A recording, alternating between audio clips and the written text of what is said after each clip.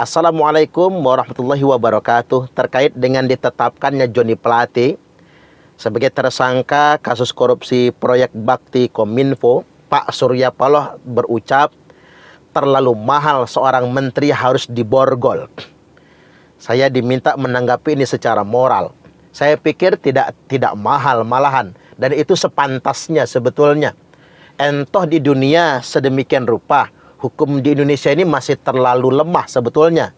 Awas nanti di akhirat, wa may yaghlul ya'ti bima ghalla yaumal qiyamah. Semua yang korupsi itu akan membawa semua barang yang telah dia korupsi pada hari kiamat nanti.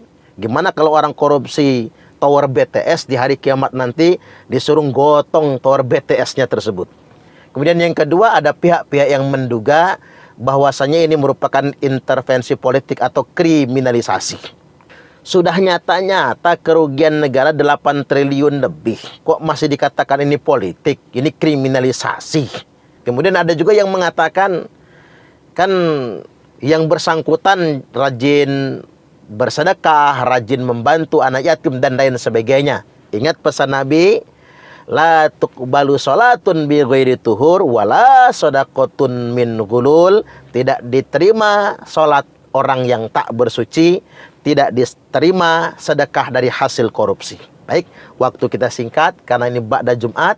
Saya sedang dalam perjalanan untuk safari dakwah kebangsaan dan Islam rahmatan lil alamin. Anda bisa menyimak khutbah Jumat pada kesempatan kali ini. Semoga bermanfaat. Selamat menyimak. Jamaah sholat Jum'ah kaum muslimin rahimakumullah.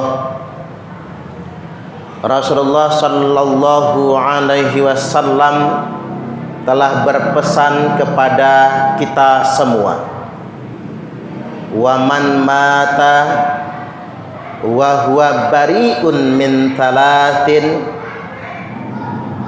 dakhalal jannah. Barang siapa yang mati dia terbebas dari 3 perkara, maka dia masuk surga. Apa 3 perkara itu? Minal kibri wal ghululi wad dain, yakni bebas dari sombong. Yang kedua, bebas dari korupsi. Dan yang ketiga, bebas dari hutang.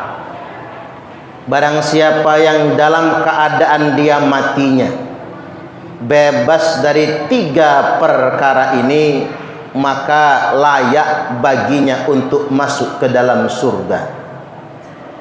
Yakni yang pertama, minal kibri, dari kesombongan.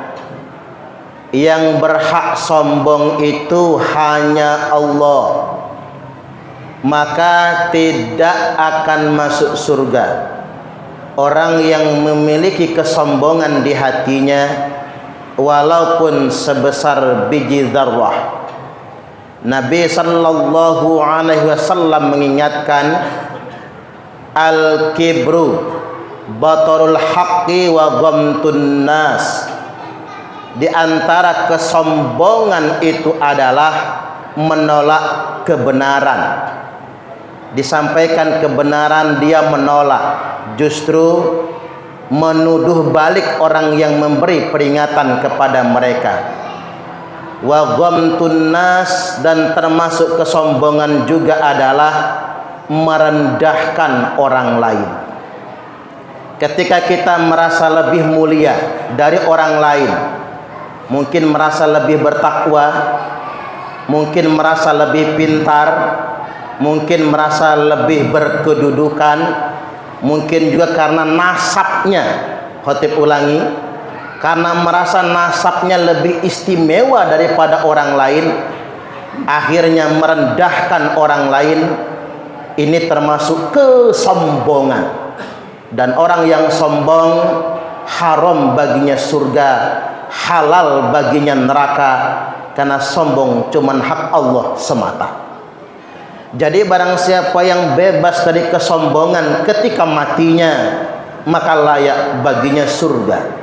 Kemudian yang kedua, wal gulul, korupsi.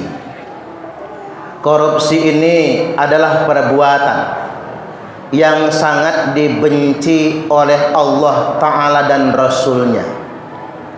Walaupun jumlah korupsi itu kecil, kadang orang berpikir kalau kecil tidak mengapa. Rasulullah Sallallahu Alaihi Wasallam telah bersabda, ruddul khiyat wal makhit fa innal ghulula arun wa narun wa syanarun ala ahlihi yaumal qiyamah. Pulangkan benang dan jarum yang kalian korupsi. Sekedar benang, sekedar jarum, kalaupun itu korupsi, pulangkan benang dan jarum yang kalian korupsi. Fa innal ghulul, karena sesungguhnya korupsi, arun, adalah aib yang memalukan, wanarun, api neraka yang membakar, wasyanarun, dan sesuatu yang sangat menghinakan, ana ahlihi yaumal qiyamah, bagi para pelakunya pada hari kiamat nanti. Besar atau kecil, semua tetap korupsi.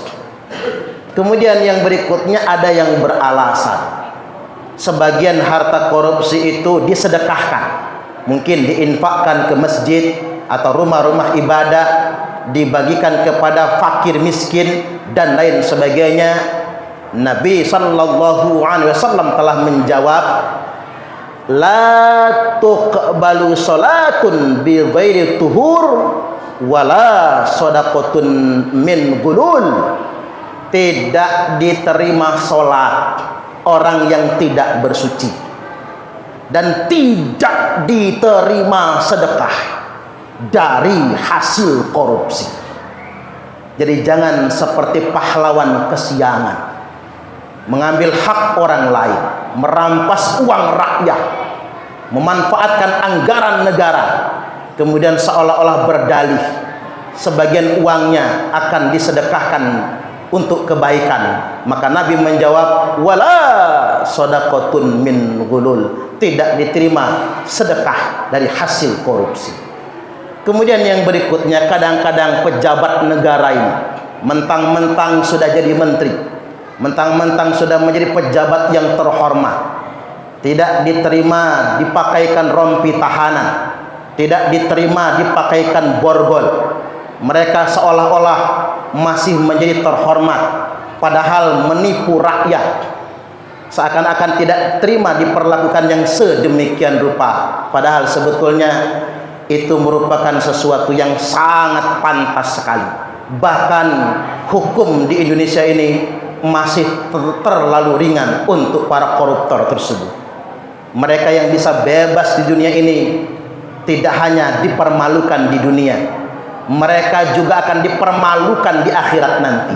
Allah Subhanahu wa taala telah berfirman, wa may yaghlul ya'ti bima ghalla yaumal qiyamah. Barang siapa yang korupsi, maka dia akan bangkit pada hari kiamat nanti dengan membawa semua yang telah dikorupsinya menghadap Allah, dan dia akan dipermalukan pada hari kiamat nantinya. Kemudian yang berikutnya, perkara yang ketiga, yang apabila kita bebas dari perkara ini, orang layak masuk ke dalam surga, yakni waddain, hutang. Hutang yang dimaksud adalah hutang yang sengaja tidak dibayar. Ada banyak orang begitu mudahnya berhutang, tapi setelah dia mendapatkan hutangan, maka dia punya niat, tekad, dan kesengajaan tidak membayar hutangnya. Maka orang yang sengaja tidak membayar hutangnya, tertahan kakinya untuk masuk ke dalam surganya Allah. Itulah mengapa Rasulullah Sallallahu Alaihi Wasallam menegaskan, sebaik-baiknya yang diselesaikan ahli waris adalah hutang bagi orang yang meninggal dunia, karena tersandra di kuburnya, tersandra di akhiratnya bagi orang yang belum dibayarkan hutang kepadanya. Tegasnya jamaah, Jum'ah rahimakumullah. Orang yang bebas satu dari sombong, karena sombong ini hanya milik Allah. Dan yang kedua, orang yang bebas dari korupsi. Korupsi itu mengambil hak orang lain. Termasuk juga yang bebas dari hutang, maka layak baginya surga. Adapun sikap yang terbaik, kalau kita pernah berbuat kesalahan atas hal ini, yakni bertaubat kepada Allah Subhanahu wa taala. Yakin, percayalah, Allah Maha penerima taubat. Innallaha yaqbalu taubatal abdi ma lam yughargir. Sesungguhnya Allah senantiasa menerima taubat hambanya selama nyawanya belum mendesak-desak di tenggorokan. Taubat akan diterima, tapi ada syaratnya. Apa syaratnya? Jangan pernah membela diri, jangan pernah menjustifikasi kesalahan, jangan pernah ngeles. Akui saja kesalahan, dipertanggungjawabkan di dunia sampai di akhirat nanti.